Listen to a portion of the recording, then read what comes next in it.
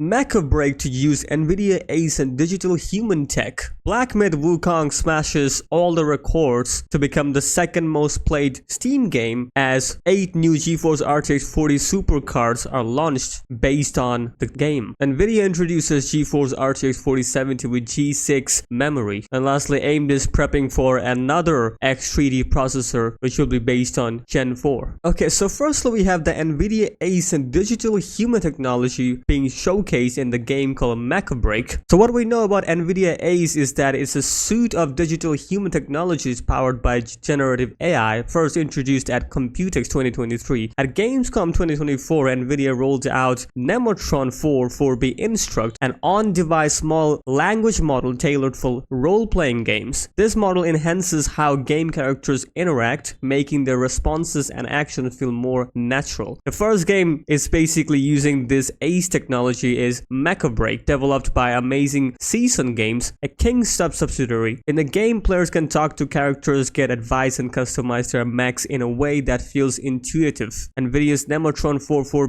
Instruct handles the in-game interactions, while Audio 2-Face 3D animates the characters' faces, and OpenAI's Whisper manages speech recognition. 11 Labs supplies the voices through the cloud, all of which together creates a highly immersive experience on GeForce RTX AI PCs. And this is the whole flowchart we're looking at, what we have told you about, which is that it takes the input and then the whole NVIDIA ACE NIM microservice is basically the Riva ASR, Nemotron 4 Instruct, the Riva TTS, and the Audio 2-Face 3D all together performing utilizing the Unreal Engine 5, Omniverse RTX, and custom renderer to give you the NPCs. So the NPCs will be completely based on AI and it will completely depend on how you interact with them. So it's quite fascinating that this technology is already available in a game, which is of course the Mecha Break. Link will be in the description about the video so you can watch the whole video and understand how it really works, because it is fascinating.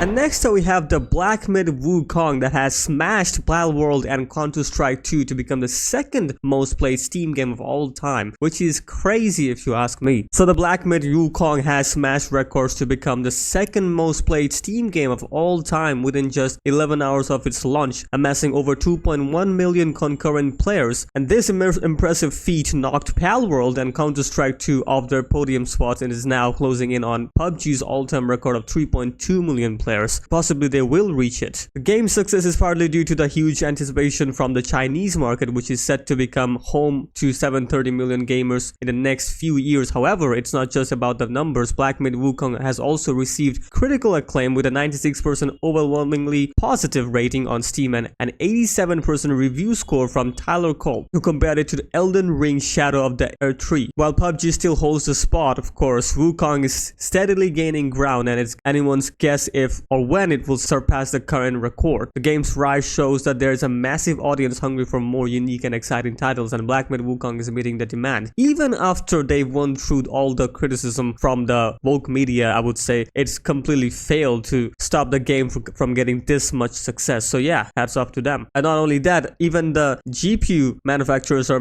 sponsoring these games, and we have 8 new GPUs based on this particular theme. So we have first the Manly RTX 4070 Super 12 gigs Wukong edition. As you can see the pictures right over here, and yeah, this GPU looks pretty good. It's literally the same GPU that you can buy. It's just that the backplate, as you can clearly tell, is based on Black Myth Wukong. That's all. Next up we have the MSI RTX 4070 Super 12 gigs. Of course, the RTX 4070 Super we're looking at most of the times is also getting a similar look, even though it doesn't really have that much theme in terms of Black Myth Wukong. Just the front, there are some like claw marks, I guess. I don't know what you would call that, but yeah, it's kind of strange how they did that, even though it doesn't really look like it's a Black Myth Wukong edition rather than a generic one with some gold accent here. But anyway, next up we have the Inno 3D GeForce RTX 4070 Super, and yeah, the backplate, you can clearly tell it's just stamping on it, so not bad. We also have the GeForce RTX 4070 gaming OC from Gigabyte, and yeah, this particular variant variant looks beautiful because look at the front and look at the back plate. This Gigabyte did a good job in terms of making the theme actually spot on, you know. We also have the Galax, and this is not too bad. I'm not gonna lie. The back plate looks good. The front also have some aesthetics, but you know, it's not too bad. It's still better than the previous models like the MSI one. And Colorful literally went ham with their designing because this is completely custom design based on the game. So I think this is the best design I've seen from any manufacturer doing this particular theme. So yeah,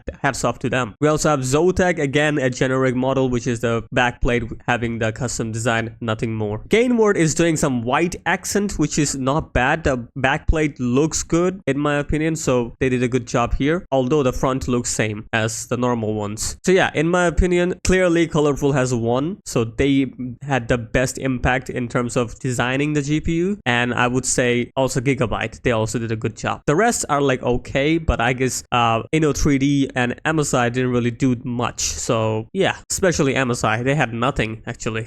And next up we have GeForce RTX 4070 as now have the support of G6 memory, not G6X. So basically they're trying to leave behind the G6X memory and going into the G6, because when you look into the specs here, let's look into it, as you can see right over here, which is the RTX 4070 class, not the other RTX 4070 Ti Super, Ti, or even 4070 Super. Only the RTX 4070 will have a new support of G6 memory right over here. It says G6/G6X, but I'm pretty sure that they're gonna be botching the G6X. The reason is that they want to supply more GPUs as G6X memories are getting much more harder to accommodate. Basically the demand is increasing but the supply is low, so G6 is in high supply, so I guess they want to switch, and they're suggesting that G6, even using the G6, the performance will not have any impact. Because when you look into the specs here, which is the detailed specs from video cards here, and as you can see, RTX 4070 G6 and RTX 4070 G6X doesn't have any differences except the memory speed and the memory, of course, what the memory they're using, which is the G6X and G6. And as you can see right over here, it is memory clock, which is 20 Gbps and it's 21 Gbps, and the bandwidth is lower, 480 GB per second versus 504 GB per second. So obviously there's an impact here. Even though NVIDIA is saying that the performance will be similar, I wonder how much though, because the performance might get a little bit tanked because of course we have the memory bandwidth and this memory clock being lower. Not much, however, but still it's lower. So we'll see what happens into the real world performance. But the bad side is though, they're still pricing at $549. So basically if you buy an RTX 4070 with G6, you might get a little bit less performance with the same price. So is it really worth it? You tell me. And lastly, we have some information about the latest AMD's Zen4 X3D processor, which will be the AMD Ryzen 5 7600 X3D. So according to Han Yanfu, and of course a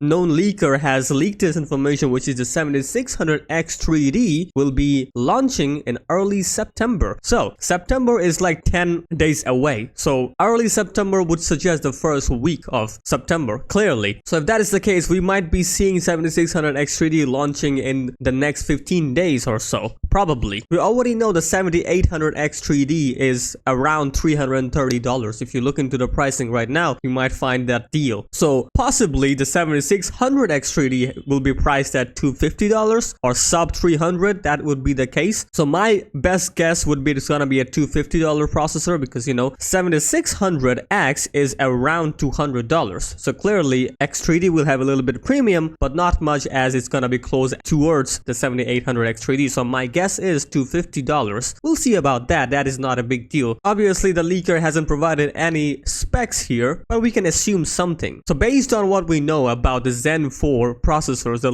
L3 cache should be 32 megabytes plus an additional 64 megabytes from the 3D cache, totaling up to 102 megabytes. That would be my best guess when combined with the L2 cache, of course. So the best guess would be the L2 and L3 combined cache would be 102. Of course, it's combined cache. So 102 megabytes combined, where 64 megabytes coming from the 3D cache and the L3 cache being the 32. So we can see somewhere around that. We'll see about that. However, that is not confirmed. We'll see if that is correct or not. So yeah, 7600 X3D, $250, and of course it's an X3D processor. It will be performing very good for gamers. So we'll see about that.